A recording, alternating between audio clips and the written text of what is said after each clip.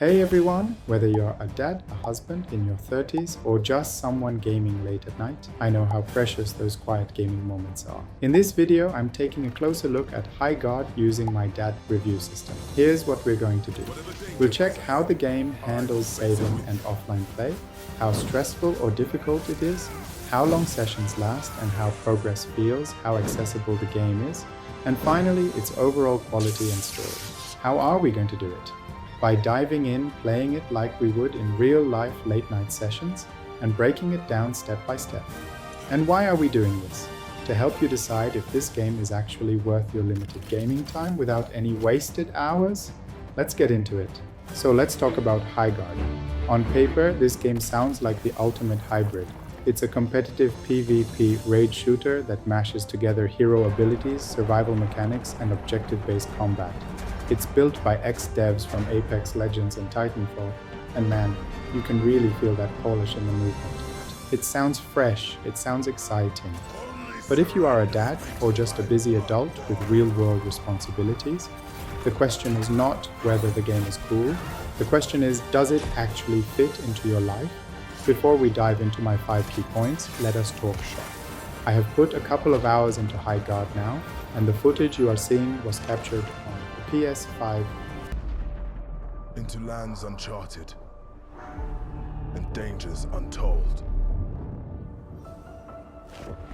I venture without fear and ride without rest. For coin or for cause. Technical-wise, it is solid. The game runs smoothly. And honestly, I did not find a single game-breaking bug. One thing you will notice immediately is that the maps are fairly big. Getting from point A to point B takes some serious time. Thankfully, they have implemented a mount system where you can summon a ride, and it is a great addition to the game. You have got horses, bears, tigers, and even griffins, which makes for a very smooth ride across the terrain. Right now, there are 2 main game modes, 3 vs 3 and 5 vs 5. But here is the first dad warning. The wait times, they are high. I am talking 3 to 5 minutes just to find a match. Compared to something like Marvel Rivals or Overwatch, where you are in a game almost instantly, this feels like an eternity when you only have a small window to play. Ranked mode is coming soon, and as of release, there are 8 heroes available. But if I am being real, they are a bit generic. The abilities are fine, but none of these characters really leave a lasting impression. Now, on the plus side, and the monetization, it has your standard battle pass and looter-shooter features. But Season 1 is completely free. If you are interested at all, just log in and claim it. You will get skins, guns, and cosmetics without spending a dime. The real issue with Highguard is that it is having an identity crisis. It tries to blend multiple game types together, but it does not excel in any of them. It has base building and resource gathering like Fortnite, heroes and abilities like Overwatch, and base defense like Paladins. It is trying to be everything at once. Let us start with the biggest hurdle, the baby monitor test. Highguard is an online-only live service game. That means once a match starts, you are locked in. For a lot of players, that is just standard. But when you have kids, it is a gamble. Picture this. You finally sit down after a long day. You are deep into a match, your team is actually coordinated, and you are finally pushing toward the enemy base. Then, the inevitable happens. The baby starts screaming, not just a little whimper, but a full-blown meltdown. In most games, you might have a second to breathe. In Highguard, you do not have a choice. You cannot hit pause, you have to drop the controller and run. By the time you get the baby settled and get back to your desk, you've been killed, your base is being raided, and you have let your teammates down. If your gaming sessions are unpredictable, Highguard is going to punish you for it. There is zero forgiveness for the dad tax here. Then there is the mental load.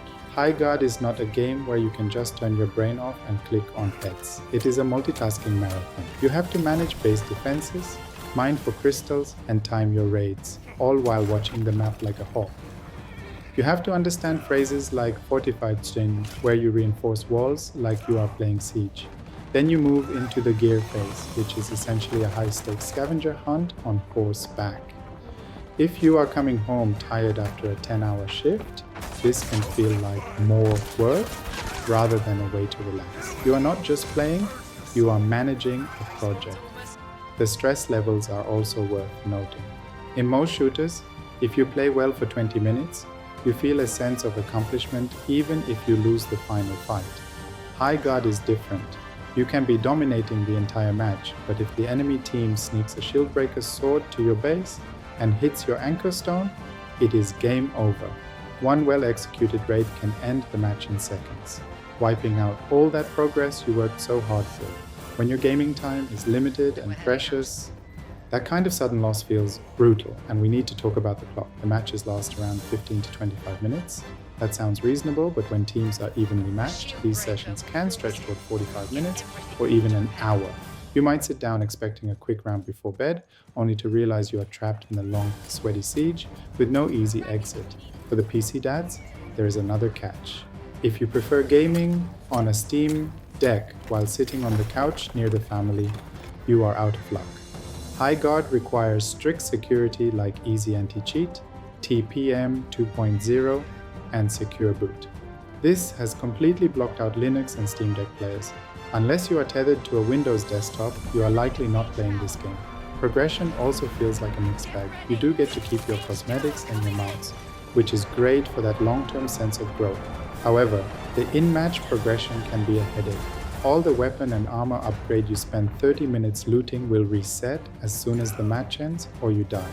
If you are playing while distracted or tired, watching all that effort disappear because of one small mistake is a very tough pill to swallow.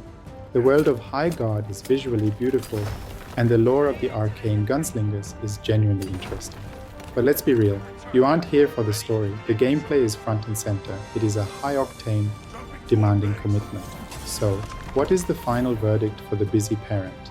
Highguard is not a bad game. In fact, it is a very ambitious and clever blend of genres. But it is not dad-friendly. It demands your full attention, a quiet house, and a lot of emotional energy. There is no pause button for real life here. If you have long, uninterrupted nights and you want a serious competitive challenge, Highguard might be your new obsession. But if you are looking to unwind after a day of parenting and just want to feel like a hero for 20 minutes, this game might feel more like a second job than a hobby. Let me know what more games you would like to see a dad review for. Thank you for watching. Like and subscribe for more dad gaming content.